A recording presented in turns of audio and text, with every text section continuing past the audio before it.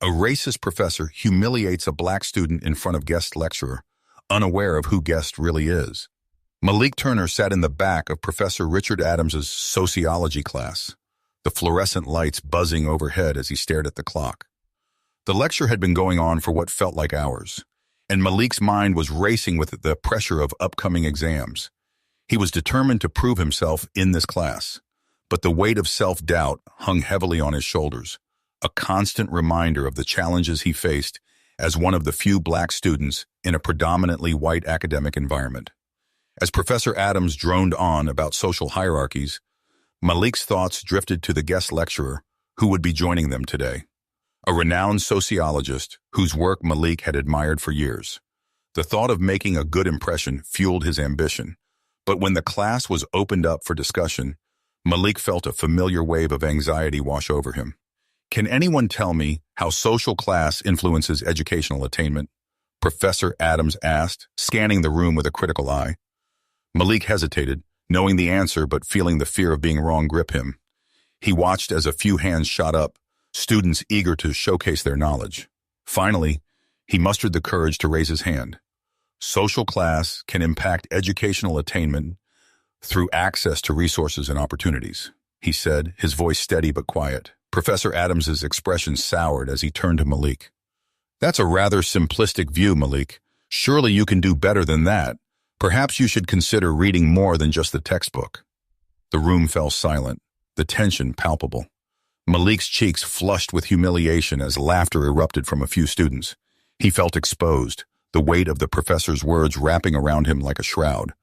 Malik had always admired Professor Adams's intellect, but had never expected such a callous reaction. "Let's hear from someone who actually understands the material," Professor Adams continued, dismissing Malik with a wave of his hand. "How about you, Jessica?" He turned to a blonde student sitting in the front row who had barely raised her hand. Malik's heart sank. He fought back tears of frustration and anger. How could someone in a position of authority be so dismissive? The class continued, but Malik's mind was racing, torn between the urge to confront the professor and the desire to retreat into silence. As the guest lecturer entered the room, a woman with a presence that commanded attention, Malik felt a surge of hope. This was an opportunity to turn the tide. He resolved to confront Professor Adams, no matter the cost. The guest lecturer, Dr. Angela Price, was known for her groundbreaking research on race and education. She had a reputation for being both brilliant and approachable, and Malik had read several of her papers. As she took her place at the front of the room, Malik felt a flicker of determination ignite within him. This was his chance to stand up for himself and challenge the status quo. "Thank you for having me today," Dr. Price began, her voice warm and inviting. "I'm excited to engage with all of you on the topic of social class and its implications in education." Malik listened intently, feeling a sense of admiration for Dr. Price. She spoke with passion, weaving personal anecdotes into her lecture that made the material come alive. As she discussed the systemic barriers faced by marginalized communities, Malik felt a connection to her words. He wanted to contribute to the conversation, to share his perspective, but the sting of Professor Adams's earlier dismissal still lingered. "Let's open the floor for discussion," Dr. Price said, glancing around the room. "I'd love to hear your thoughts on how we can address these issues in our educational systems." Malik's heart raced. This was his moment. He raised his hand, feeling the weight of his decision. "I think it's important to recognize that social class isn't just about income. It's also about the cultural capital that students bring to the classroom. Many students from lower socioeconomic backgrounds face challenges that go beyond financial limitations." Professor Adams scoffed, his eyes narrowing. "That's a nice theory, Malik, but it sounds like you're trying to make excuses for underperformance. Not every student can succeed, regardless of their background." Malik felt the heat rise in his cheeks again, but this time he refused to back down. "With all due respect, Professor Adams, it's not about making excuses.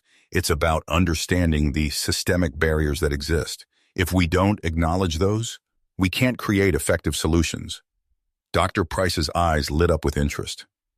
"That's an excellent point, Malik. Understanding the context of a student's experience is crucial in addressing educational disparities. It's not just about individual effort. It's about the environment in which students are learning. Malik felt a surge of validation as Dr. Price supported his argument. The tension in the room shifted, and he could sense the class leaning in, intrigued by the discussion. But Professor Adams was not ready to concede. "Let's not get carried away with this narrative," he interjected, his tone condescending. "Education is about personal responsibility.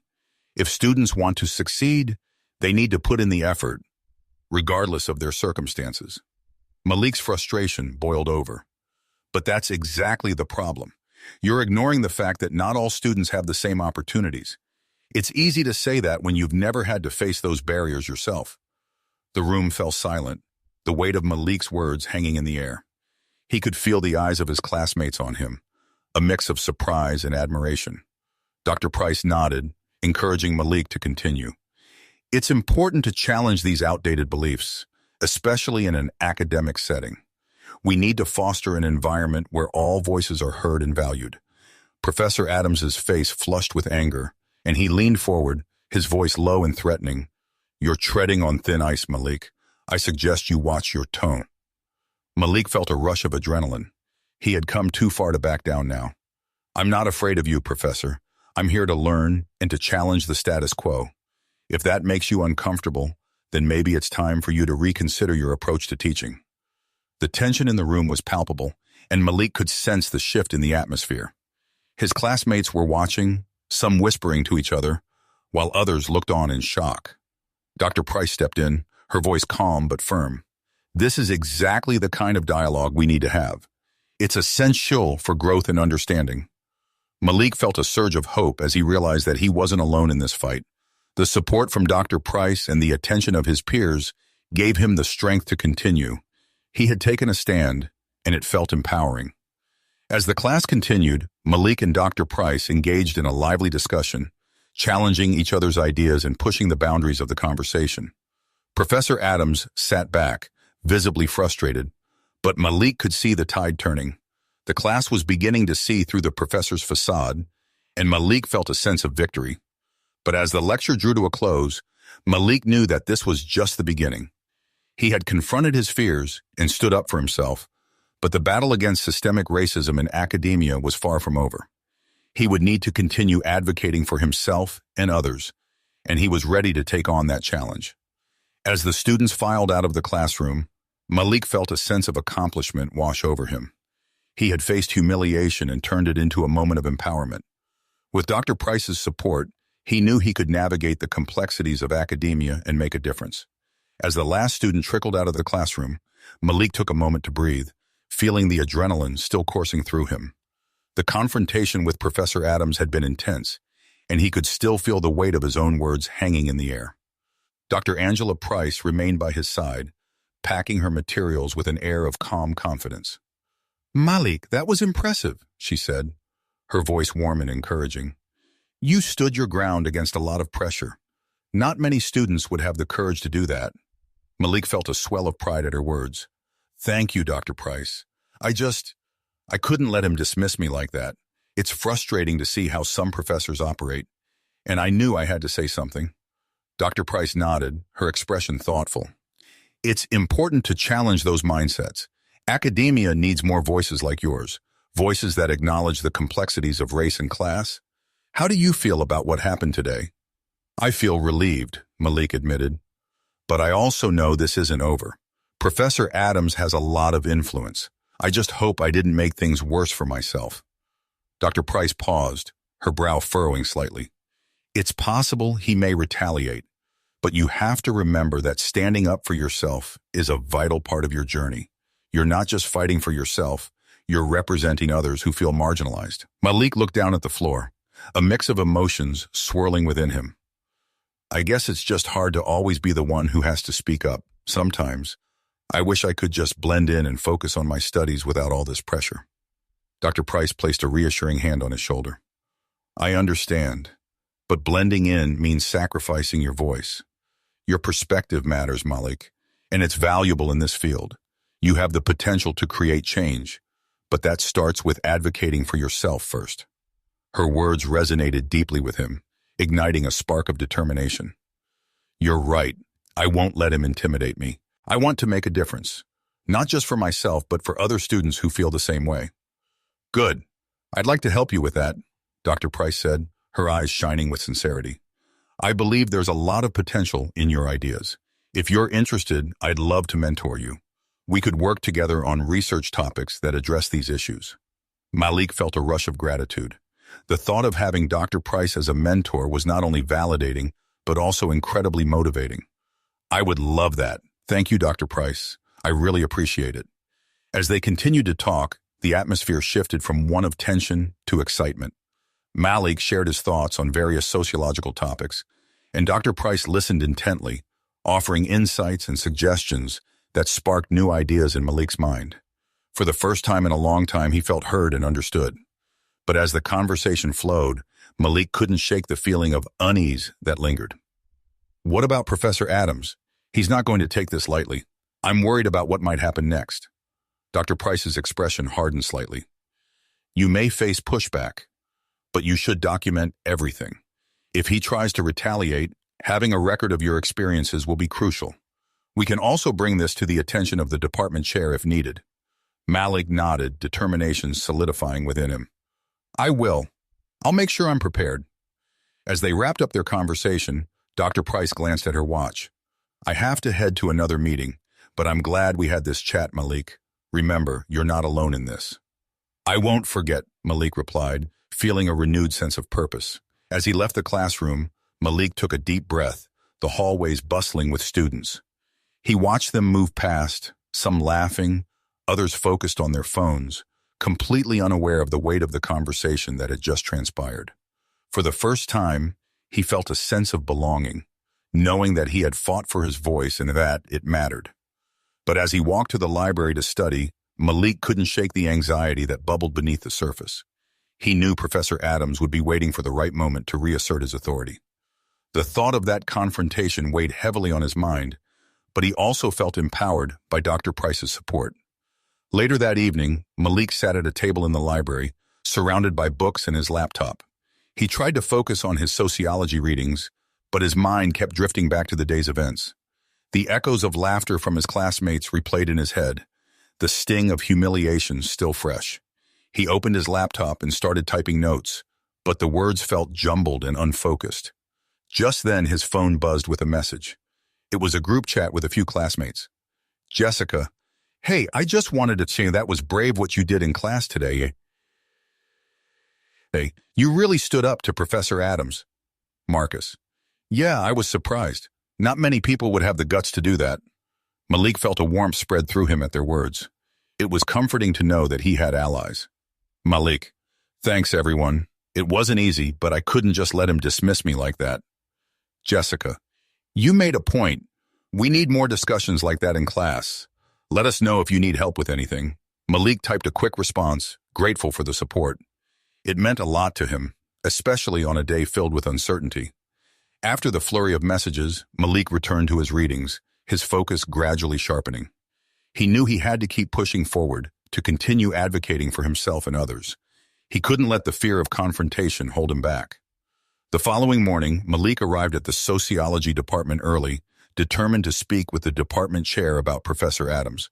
He needed to have his experiences documented to ensure that he was not alone in facing the challenges ahead. The door to the chair's office was slightly ajar, and he knocked gently before entering. Dr. Collins? He called out, stepping inside. Dr. Collins looked up from her desk, her expression welcoming. Malik, good to see you. What can I do for you today? I wanted to talk about Professor Adams, Malik said, his heart racing.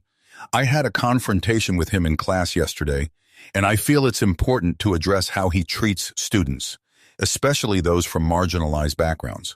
Dr. Collins's brow furrowed slightly, and she leaned back in her chair. I see. Please, go on. Malik took a deep breath, recounting the events of the previous day, emphasizing the public humiliation he had experienced and his desire for change within the department. Dr. Collins listened intently, nodding as he spoke. Thank you for bringing this to my attention, Malik, she said after he finished. It's crucial that we foster a respectful environment for all students. I'll make sure this is addressed with Professor Adams. We can't allow an atmosphere of intimidation to persist. Malik felt a surge of relief wash over him. Thank you, Dr. Collins. I appreciate your support, It's hard when you feel like your voice doesn't matter. Your voice matters, Malik, and it's important that you continue to speak up, Dr. Collins replied firmly. You're not just advocating for yourself. You're paving the way for others who may not have the same courage. We will work on this together. As he left her office, Malik felt hope bloom within him. The path ahead would be challenging, but he knew he had allies who believed in him. He had taken a stand, and now it was time to continue the fight, not just for himself, but for all the students who felt marginalized and unheard. As Malik stepped outside, he caught sight of Dr. Price walking toward him. She smiled warmly, and Malik felt a rush of gratitude.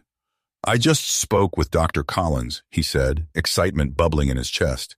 She's going to address what happened with Professor Adams. That's fantastic news, Malik. I'm proud of you for taking action, Dr. Price said, her eyes sparkling with encouragement. Remember, every step you take is a step toward creating a better environment for everyone. Malik nodded, feeling a sense of purpose solidify within him. He was ready to face whatever challenges lay ahead. With the support of Dr. Price and Dr. Collins, he felt empowered to continue advocating for change. As he walked away from the sociology building, Malik glanced at the sky, the sunlight breaking through those clouds. He was determined to make his voice heard and to challenge the status quo, knowing that each confrontation brought him one step closer to creating an environment where everyone could thrive. The following week unfolded with a mix of anticipation and anxiety for Malik Turner. The university buzzed with talk about the upcoming guest lectures, and the sociology department was no exception. Dr. Angela Price had organized a series of discussions aimed at addressing systemic issues in education, and Malik felt a renewed sense of purpose. Yet, the shadow of Professor Richard Adams loomed large. Malik arrived early to class, hoping to speak with Dr. Price before the lecture began. He found her in her office, surrounded by stacks of books and papers, her brow furrowed in concentration. Dr. Price? He called softly as he knocked on the open door. Malik, come in, she replied, looking up with a smile that instantly warmed his spirits. How are you? Ready for the discussion today? More or less, Malik said, stepping inside and taking a seat across from her. I wanted to talk about what happened last week. I'm still worried about Professor Adams and how he might retaliate. Dr. Price leaned back in her chair, her expression shifting to one of concern. It's understandable to feel that way, especially given the circumstances. But remember, you stood up for yourself and your peers. That's commendable. Thank you, but that doesn't change the fact that he's a tenured professor. He has a lot of power, and I'm just a student, Malik replied, running a hand through his hair in frustration. Power can be challenged, Dr. Price said firmly. If he tries to undermine you again, we'll address it together. You don't have to face this alone. Malik nodded, feeling slightly reassured but still anxious. I've been thinking about the lecture series you're hosting. Maybe this is an opportunity to raise awareness about the issues we face. That's the spirit, Dr. Price encouraged. What do you have in mind? I think it would be powerful to include student voices in the discussions, maybe a panel where we share our experiences. It could help highlight the systemic issues within academia, Malik suggested, his passion igniting. Dr. Price's eyes lit up with enthusiasm. That's an excellent idea, Malik. A student panel would offer fresh perspectives and engage the audience on a deeper level. Let's make it happen. As they brainstormed, Malik felt the weight of his worries lift. This was a chance to take action, not just for himself but for his fellow students. By creating a platform for dialogue, he hoped to shed light on the challenges they all faced. After finalizing details for the panel, Malik left Dr. Price's office feeling invigorated. The bustling campus was alive with energy, students chatting and rushing to classes. He caught sight of Jessica, the classmate who had supported him during the confrontation with Professor Adams. She waved him over, her smile brightening his day. Hey, Malik, I heard about the panel you and Dr. Price are putting together. That's awesome, Jessica exclaimed, her enthusiasm infectious. Thanks. I'm really excited about it. I think it's a great opportunity to get our voices heard, Malik replied, feeling grateful for her support. I'd love to be a part of it. I have some experiences I think would resonate with others, she offered, her gaze earnest. Absolutely. The more perspectives, the better. We want to show the diversity of experiences in our university, Malik said, feeling a sense of camaraderie. As they walked to class together, Malik shared his vision for the panel. The idea of creating a space where students could share their stories filled him with hope. It was a way to confront the issues head-on, providing a counter-narrative to the elitist attitudes he had encountered. However, as the day progressed, Malik couldn't shake the feeling of tension that still lingered. The thought of facing Professor Adams again weighed heavily on his mind. He wondered how the professor would react to the panel and whether he would try to undermine it. Later that afternoon, Malik received an email notification that made his heart race. It was from Dr. Price, detailing the arrangements for the panel and inviting several students to participate. The excitement bubbled within him, but he also felt a twinge of apprehension. The day of the panel arrived, and Malik arrived at the auditorium early, his heart pounding in anticipation. The space was filled with rows of chairs, and he could see students filtering in, chatting and laughing. Malik set up the seating arrangement, placing chairs for himself, Jessica, and a few other students who had agreed to share their experiences. As the audience filled, Malik took a moment to collect his thoughts. He wanted to convey the importance of the discussion, to emphasize that their voices mattered. The lights dimmed and Dr. Price stepped onto the stage, her presence commanding attention. Welcome, everyone, to our panel discussion on the impact of systemic issues in education. Dr. Price began, her voice steady and confident. Today, we have the privilege of hearing from several students who will share their experiences navigating academia. It's essential that we listen to their stories and learn from them. Malik felt a rush of gratitude for Dr. Price's support as she introduced each panelist, emphasizing the importance of their perspectives.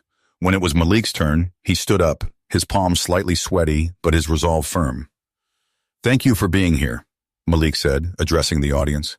"I want to share my experiences as a Black student in this university and the challenges I've faced. It's not just about grades.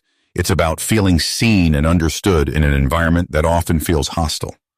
He recounted the events of the previous week, detailing the confrontation with Professor Adams and the emotions that had flooded him during that moment. As he spoke, he could see the audience leaning in, intrigued by his story. "I realized that standing up for myself wasn't just about one confrontation. It was about advocating for all of us who feel marginalized," Malik continued, his voice gaining strength. "We need to create spaces where we can express our concerns and challenge the status quo." The audience erupted in applause, and Malik felt a surge of energy. He was no longer just a student. He was a voice representing a community that had been silenced for too long. As the panel continued, each student shared their experiences, recounting the challenges they had faced and the resilience they had shown. Jessica spoke about her struggles in a predominantly white program, while another student, Amir, discussed the difficulties of being an immigrant navigating cultural differences. Malik felt a sense of unity among them, a shared understanding of the systemic issues that permeated their experiences. The conversation flowed, and as they challenged each other's perspectives, the audience remained engaged, asking questions and seeking clarification. But just as the discussion reached a powerful crescendo, the doors at the back of the auditorium swung open and Professor Adams entered, his presence instantly commanding attention. Malik's stomach dropped as he recognized the familiar figure. "Excuse me," Professor Adams interrupted, his tone laced with condescension. "I hope I'm not interrupting this little gathering of grievances." The audience fell silent, tension thickening the air. Malik's heart raced as he exchanged glances with Dr. Price, who stepped forward, her expression unfazed. "This is an open forum for dialogue, Professor Adams," Dr. Price said firmly. "The students are sharing their experiences, and it's important for everyone to listen." Professor Adams crossed his arms, his demeanor dismissive. "Listening is one thing, but perpetuating victimhood is another.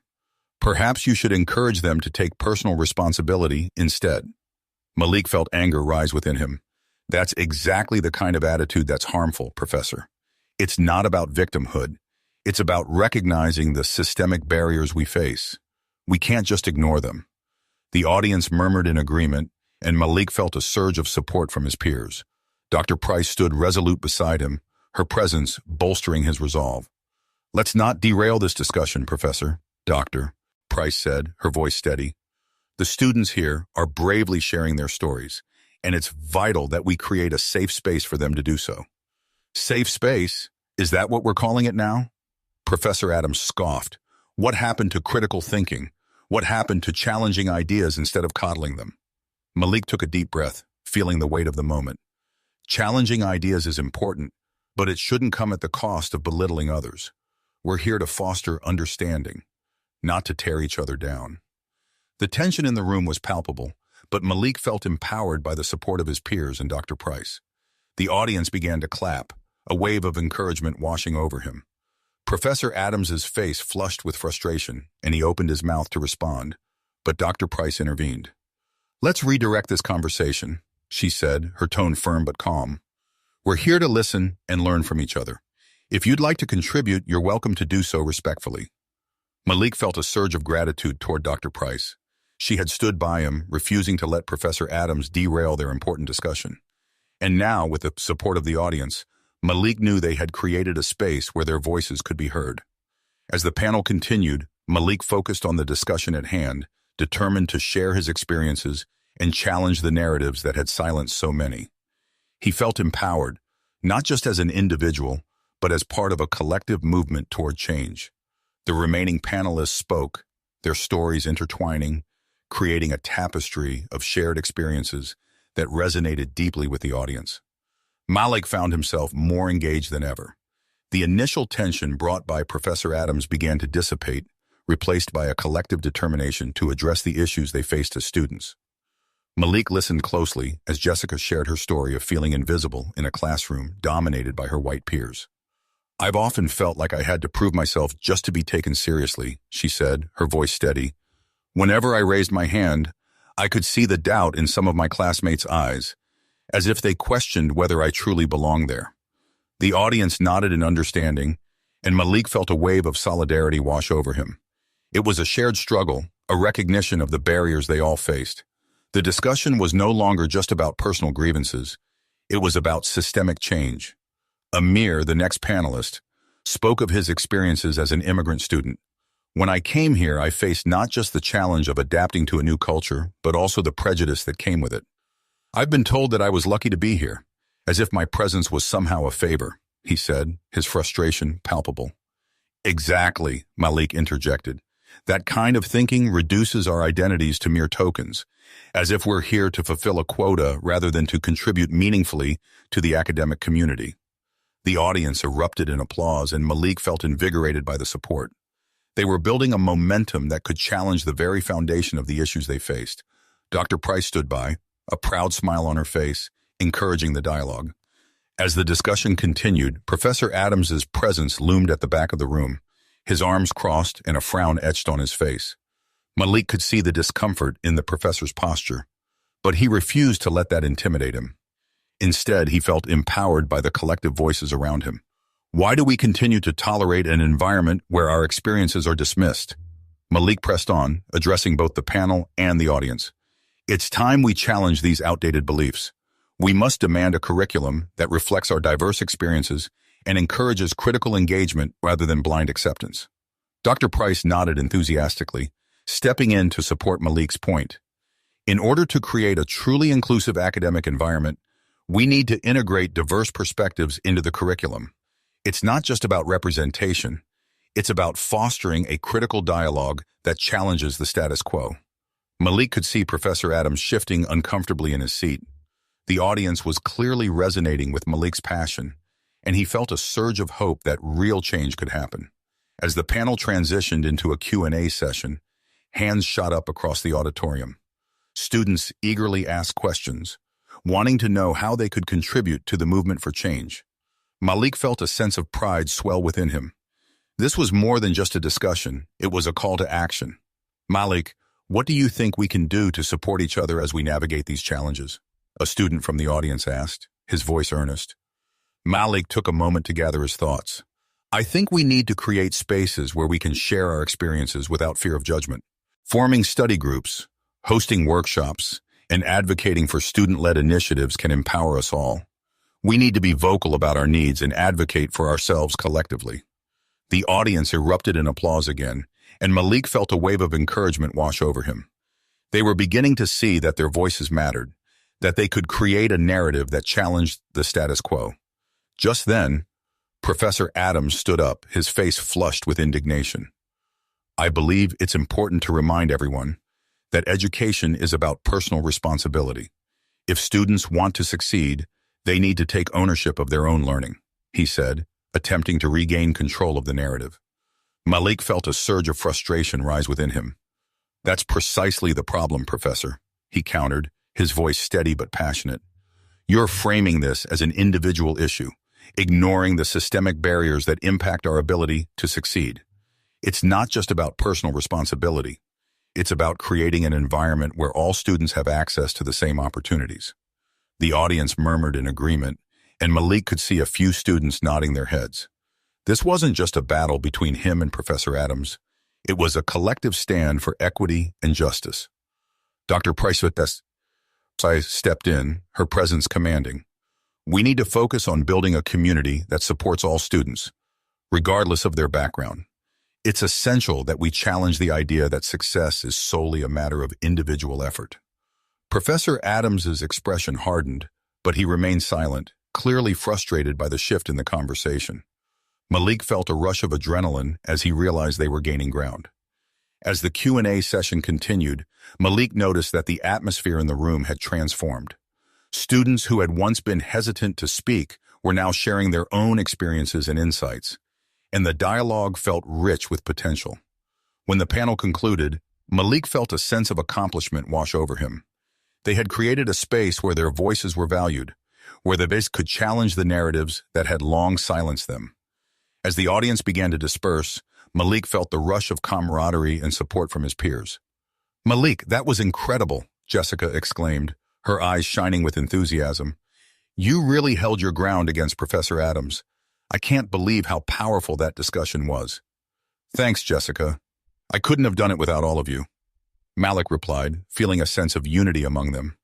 We all contributed to making it happen. As they gathered in small groups, discussing the next steps, Malik felt a renewed sense of purpose. The fight for equity in education was far from over, but they had taken a significant step forward. A few days later, Malik received an email from Dr. Price inviting him to meet again. He felt a mix of excitement and trepidation as he entered her office, the familiar scent of books and coffee enveloping him. Malik, I wanted to talk about the panel and the positive impact it had, Dr. Price began, her tone warm and encouraging. We've received a lot of feedback, and it's clear that students are eager for more discussions like this. Malik felt a rush of pride. I'm glad to hear that. It felt like we really made a difference. We did, and I want to build on that momentum, Dr. Price continued.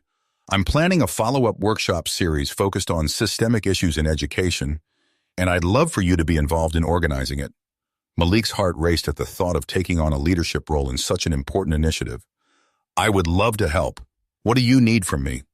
Dr. Price smiled. Your insights and experiences will be invaluable.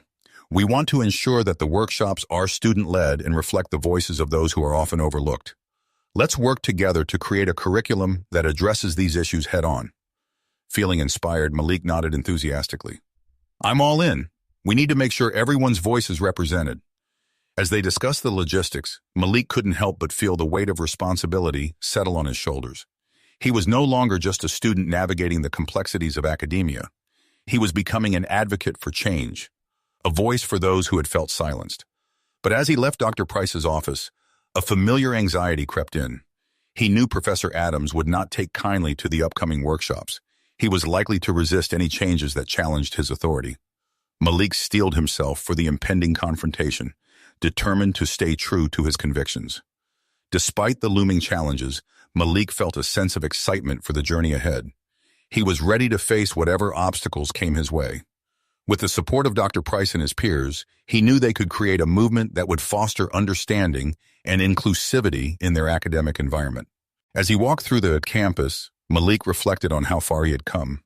The fight against systemic barriers was daunting, but he was no longer afraid to stand up and speak out. He was committed to challenging the status quo, advocating for himself and others, and paving the way for future generations of students. The journey would not be easy, but Malik was ready to embrace the challenges ahead. He had found his voice, and now it was time to use it. The following week, as Malik Turner prepared for the first workshop in the series organized with Dr. Angela Price. He felt a mixture of excitement and anxiety swirling within him. The room was set up with chairs arranged in a circle, a setup designed to foster open conversation and engagement. He arrived early to make sure everything was perfect, rehearsing his opening remarks in his mind. Malik's thoughts drifted to Professor Richard Adams. The professor's dismissive comments still echoed in his mind, and he knew that this workshop would be a direct challenge to the status quo he represented. It was daunting to think about how Adams might react, but Malik was determined to move forward. He had come too far to let fear dictate his actions. As students began to filter into the room, Malik greeted them with a warm smile, feeling the energy shift as they gathered. Jessica, Amir, and several other students from the panel discussion entered, their expressions a mix of anticipation and determination. The camaraderie among them felt palpable, and Malik felt a sense of solidarity. They were in this together. "Hey, Malik, ready for this?" Jessica asked, her voice bright as she took a seat next to him. "Yeah, I think so. Just hoping we can make a real impact today," he replied, adjusting the notes in front of him. Amir joined them, looking confident. "We will. This is a chance to share our experiences and challenge the narrative. Let's make it count." As the workshop began, Malik opened with a brief introduction, thanking everyone for coming and emphasizing the importance of creating a space for honest dialogue. "This isn't just about sharing our stories," he said, his voice steady. "It's about understanding the systemic issues that affect our education and advocating for change." The students nodded in agreement, and Malik felt a rush of adrenaline as he launched into the discussion. They talked about their experiences with microaggressions, the challenges of feeling invisible, and the pressure to prove themselves in an environment that often felt hostile.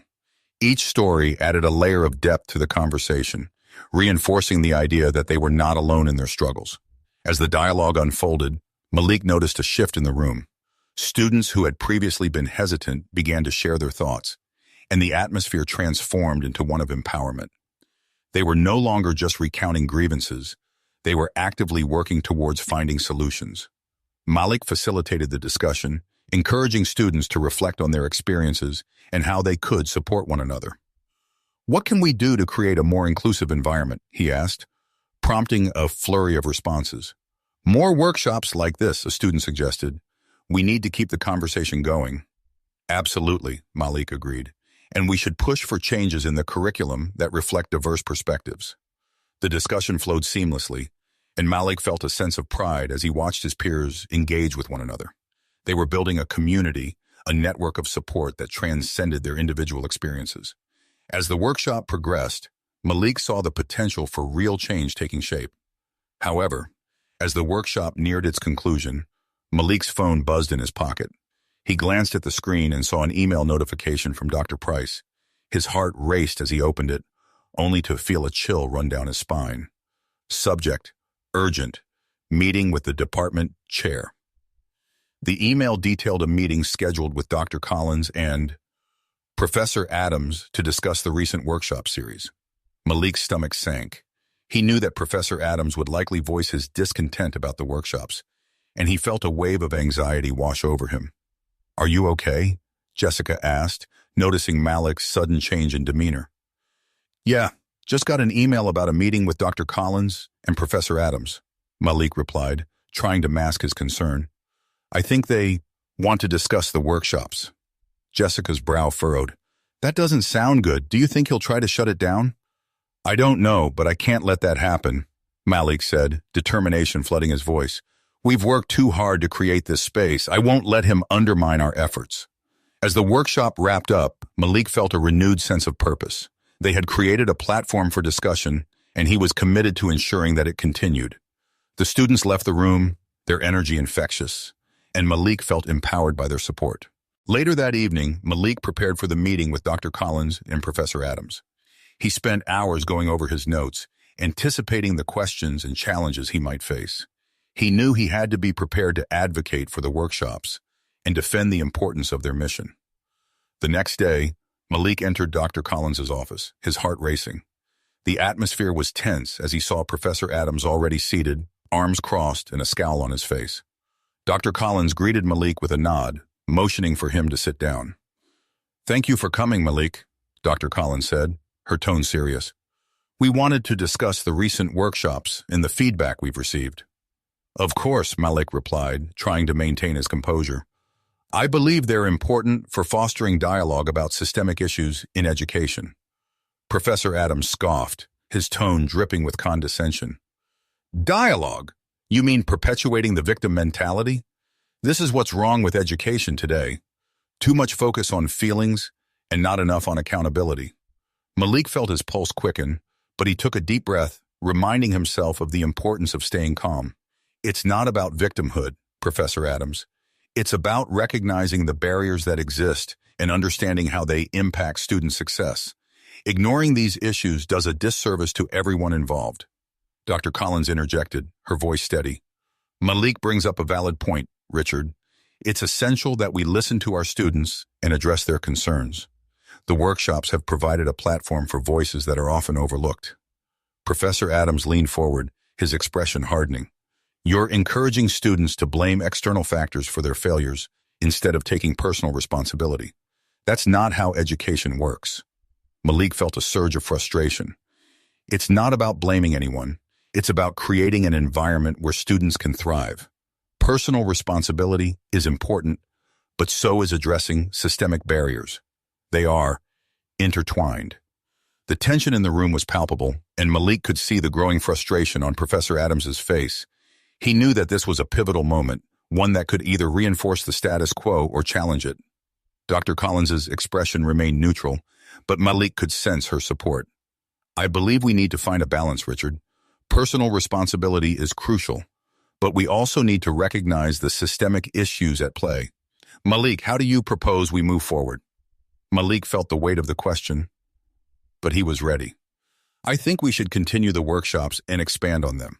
We can create a student advisory board to ensure that student voices are included in discussions about curriculum changes. It's crucial that we have representation." Professor Adams's jaw clenched, and Malik could practically see the gears turning in his mind. "And what happens when you encounter students who simply don't meet the standards? Are we supposed to lower the bar for everyone?" Malik shook his head, his determination unwavering. "No one is asking to lower standards. What we're asking for is understanding and support. We need to provide resources that help all students succeed, regardless of their background." Dr. Collins nodded thoughtfully. "I think it's essential that we take a holistic approach to education, one that considers both individual effort and systemic barriers. Malik, I support your proposal for the advisory board." Malik felt a surge of hope. "Thank you, Dr. Collins. I believe this can lead to real change." Professor Adams's expression remained stony, but Malik could see the gears turning in his mind. He wasn't about to back down, though. He felt empowered by the support from Dr. Collins and the students who had rallied behind him. As the meeting concluded, Malik stood up, a sense of determination igniting within him. "I appreciate the opportunity to discuss these issues. I believe we can create an inclusive environment, but it requires commitment from everyone involved." Professor Adams didn't respond, his silence speaking volumes. Malik walked out of the office, adrenaline coursing through him. He had taken a stand, and he felt a renewed sense of purpose. Over the next few weeks, the workshops continued to grow in popularity. Students were eager to participate, and the advisory board took shape, bringing together voices from diverse backgrounds. Malik felt a sense of fulfillment as they worked together to advocate for change, but the shadow of Professor Adams still lingered. He had been noticeably absent from the workshops, but Malik knew he was watching from the sidelines, waiting for an opportunity to undermine their efforts. One afternoon, as Malik prepared for another workshop, he received an email notification that made his heart race. It was from Dr. Collins, requesting a follow-up meeting. Malik's stomach dropped. He had a sense that this meeting would not be a positive one. When Malik entered Dr. Collins's office, he found Professor Adams seated across from her, a smug expression on his face. "Thank you for coming, Malik," Dr. Collins said, her tone serious. "We need to address some concerns that have been raised regarding the workshops." "What concerns?" Malik asked, trying to mask his apprehension. Professor Adams leaned forward, his voice dripping with condescension. "It seems that some faculty members believe these workshops have become a platform for grievances, rather than constructive dialogue. I think it's important to reevaluate their purpose. Malik felt a surge of anger. These workshops are about fostering understanding and addressing systemic issues. Malik took a deep breath, trying to maintain his composure. These workshops aren't just a platform for grievances. They're a necessary response to the systemic issues that affect our education. We can't ignore the realities that many students face. Professor Adams crossed his arms, a smirk playing on his lips. And what about the students who feel that their hard work is being undermined? Shouldn't we also consider their perspectives? Malik felt a surge of frustration. It's not about undermining anyone's effort, Professor. It's about recognizing that not everyone starts from the same place. We're advocating for support and resources to help all students succeed, regardless of their background. Dr. Collins's brow furrowed as she listened to the exchange. I think we need to find a balance here. Malik, your passion for this issue is commendable, but we also have to be sensitive to the concerns of faculty members.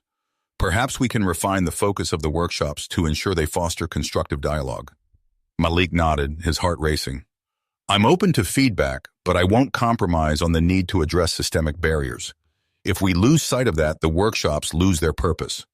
Dr. Collins considered Malik's words carefully. How about we work together to create a clear outline for the workshops moving forward?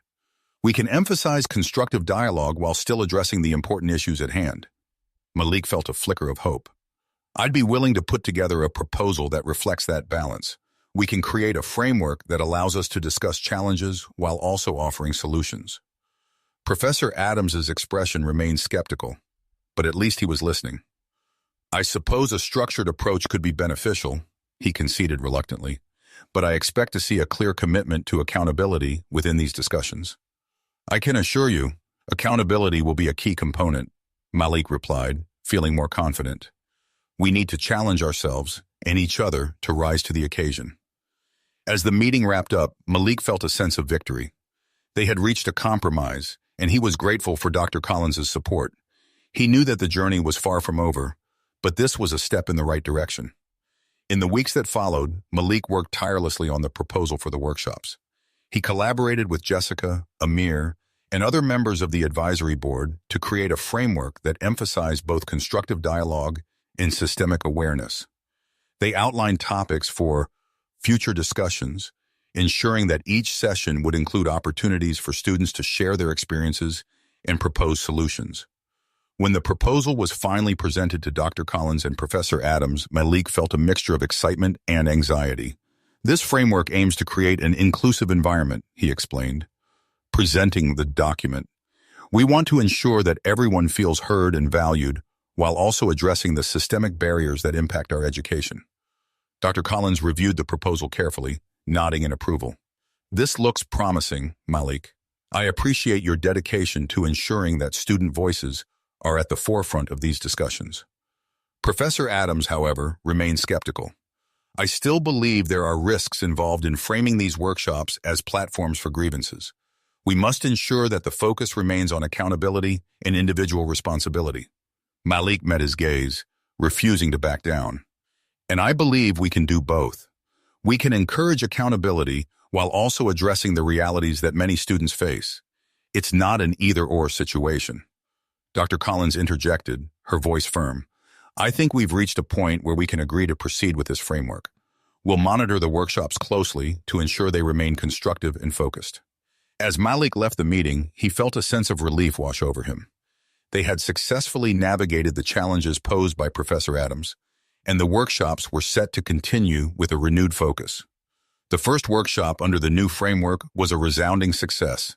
Students filled the room, eager to engage in meaningful discussions about their experiences. Malik facilitated the dialogue, encouraging everyone to share their thoughts and insights. The atmosphere was electric, charged with the energy of a community coming together to advocate for change. As the workshop unfolded, Malik felt a sense of fulfillment he had never experienced before. The students shared their stories, some of which were deeply personal and resonant. Malik listened intently, offering support and validation as they navigated their challenges. After the session concluded, students lingered, chatting and networking. Malik felt a sense of pride as he watched his peers connect and build relationships. The workshops had become a catalyst for change, fostering a sense of community among students who had previously felt isolated. But Malik remained vigilant, knowing that Professor Adams would likely continue to monitor the workshops. He was determined to ensure that the momentum they had built would not be lost. As the semester progressed, the workshops grew in popularity, drawing students from various disciplines. They tackled topics ranging from systemic racism in academia to the importance of mental health support for marginalized students. Each session reinforced the idea that their voices mattered and that change was possible. One afternoon, as Malik was preparing for another workshop, he received a surprising email from Dr. Price. Subject: Invitation to speak at the national conference. The email detailed an invitation for Malik to speak at an upcoming national conference focused on equity and inclusion in education. Dr. Price had recommended him based on his work with the workshops and his commitment to advocacy. Malik felt a rush of excitement mixed with disbelief. "This is incredible," he exclaimed as he shared the news with Jessica and Amir. "You deserve it, Malik. You've worked so hard," Jessica said, her eyes wide with enthusiasm. "I can't believe this is happening," Malik replied, still processing the news. "I never thought I'd have the opportunity to speak at a national level." As the conference approached, Malik prepared diligently, crafting his speech to reflect the experiences of his peers and the importance of advocating for systemic change in education. He wanted to convey the message that their voices mattered and that they could create a more inclusive academic environment. When the day of the conference arrived, Malik stood backstage, his heart pounding with anticipation. He could hear the chatter of the audience and the buzz of excitement in the air. As he stepped onto the stage, a wave of nerves washed over him, but he took a deep breath and focused on the mission at hand. "Thank you for this opportunity," Malik began, his voice steady. "Today, I want to speak about the importance of creating spaces where all voices are heard and valued. As a student navigating a predominantly white academic environment, I've seen firsthand the systemic barriers that many of us face. It's essential that we challenge these barriers and advocate for change." As he shared his story and the experiences of his peers, Malik felt a sense of empowerment. He was no longer just a student. He was a voice for change, a representative of those who had felt marginalized and unheard. The audience responded with enthusiasm, and Malik felt a rush of validation. He knew that his message resonated, and that together they could create a movement for equity in education. After the conference, Malik received a flood of messages from students and educators who had been inspired by his speech. The experience solidified his commitment to advocacy, and he felt a renewed sense of purpose. Back at the university, the workshops continued to thrive, and Malik remained dedicated to the cause. He had transformed his experiences of humiliation and frustration into a platform for change, inspiring others to join him in the fight for equity and inclusion. As the semester came to a close, Malik reflected on how far he had come. He had faced challenges and opposition, but he had also found allies and support. The journey was far from over, but Malik was ready to continue the fight. The workshops had become a testament to the power of student voices, and Malik knew that together they could create a lasting impact in the academic community. In the end, Malik understood that advocacy was not just about addressing systemic issues. It was about building a community that supported one another, fostering understanding, and challenging the narratives that had long silenced them. With a heart full of hope, Malik looked ahead, ready to embrace whatever challenges lay in his path. He had found his voice, and now it was time to use it to create change, for himself, for his peers, and for future generations of students who would walk the halls of academia. You've made it to the end. If you enjoyed this story, I am confident that you'll love the next one appearing on the screen now. Don't forget to subscribe to the channel, and please give this video a like. I'll see you in the next one.